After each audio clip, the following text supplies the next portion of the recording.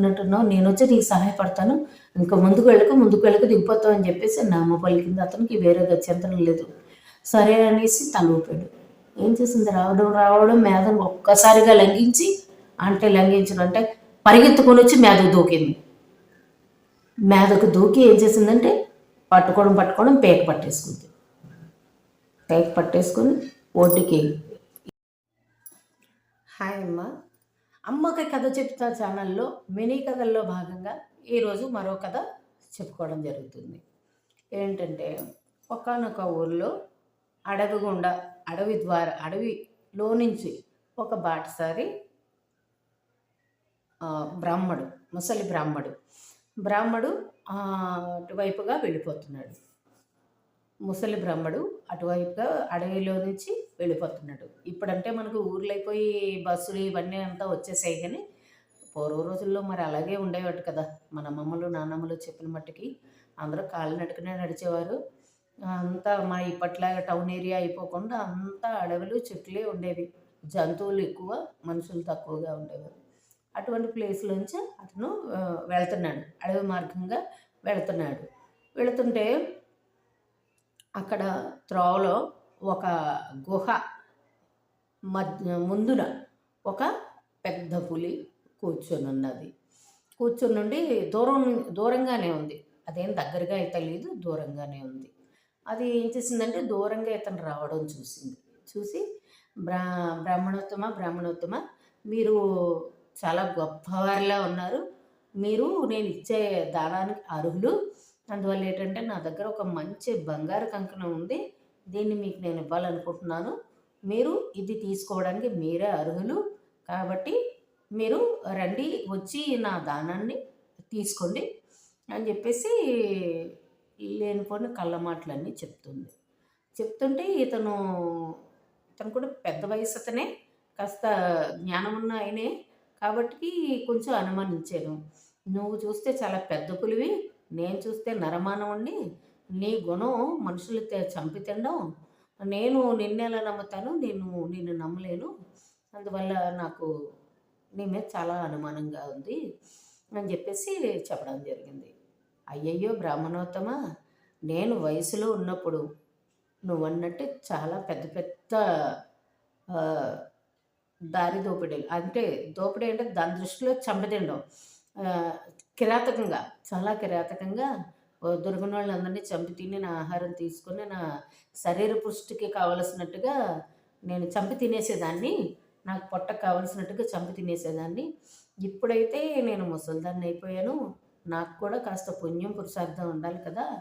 ఈ ఒకానొక సమయంలో ఒక యోగి పొంగవుడు, పెద్ద ఋషి, అతను వచ్చి నన్ను నానా చీవాట్లేసి, ఈ జన్మలో ఎటువంటి క్రూరమైన జంతువుగా పుట్టావు, నువ్వు ఇలాంటి పాపాలు చేస్తూ బతుకుతున్నావు, వచ్చే జన్మలోను నిన్ను చంపి తినే వస్తువుగా నువ్వు తయారవుతావు అని చెప్పేసి చాలా చీవాట్లు పెట్టాడు, చాలా నచ్చ చెప్పాడు, చీవాట్లు పెట్టాడు. మరి దానికి పరిహారం ఏంటి స్వామి అని నేను అడిగితే, ఇప్పటి వరకు నువ్వు ఏవైతే మనుషుల్ని చంపి తినేటప్పుడు వారి దగ్గర నుంచి సేకరించిన వస్తువులు అవి ఉన్నాయో, అటువంటి వస్తువులు మనుషులకు కావలసినవన్నీ పేదవారికి సహాయం చేయి, ఒక్కొక్కరిగా ఇచ్చేసి అన్నీ పొట్టపోసుకోవడానికి ఏ ఆకులు అలవలో పండ్లు మిగతా జంతువులన్నీ ఎలా తింటున్నాయో నువ్వు కూడా అలా తిని బతికినంత కాలం అయితే ఇంకా బతకవు కదా, మహా అయితే ఎన్నాళ్ళు బతకవు కదా. ఈ ఆఖరు సమయంలో సరే నువ్వు సరిగ్గా మంచి నడవడితో ఉంటే వచ్చే జన్మకంతా నువ్వు మంచి జన్మను తీసుకుంటావు అని చెప్పేసి నాకు చెప్పడం జరిగింది.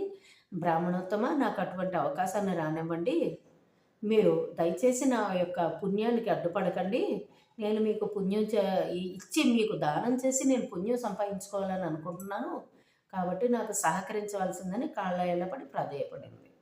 ఇదంతా విన్న బ్రాహ్మణుడికి మనసులో ఆశ బాగా పెరిగిపోయినప్పుడు అది ఏం చెప్పిందంటే, బ్రాహ్మణోత్తమ, ఇది సాయం సంధ్య వేళ అవుతుంది, మీరు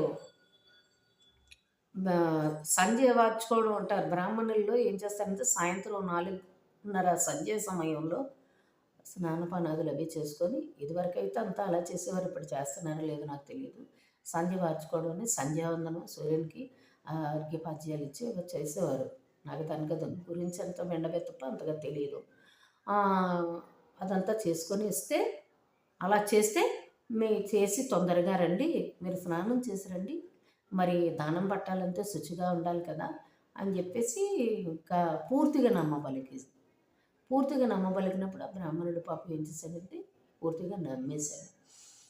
నమ్మేసి ఏం చేశాడంటే పాపం స్నానానికి నదిలోకి కొలను చెరువు, ఆ చిన్న మడుగు కొలంలో చెరువులా ఉంది, అందులోకి దిగాడు.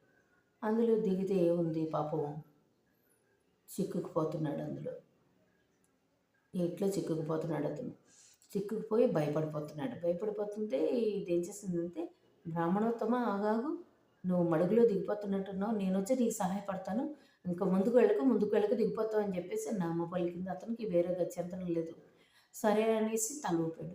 ఏం చేసింది, రావడం మేధను ఒక్కసారిగా లంఘించి, లంఘించడం పరిగెత్తుకొని వచ్చి మేధకు దూకింది.